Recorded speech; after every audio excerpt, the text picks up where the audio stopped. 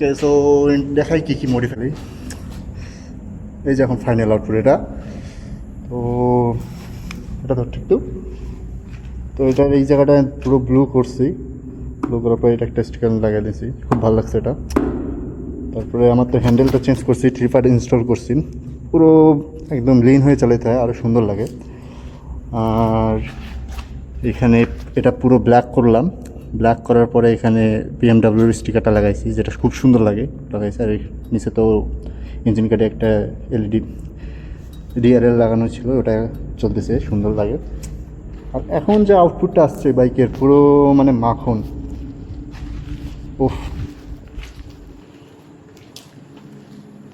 Look at the view.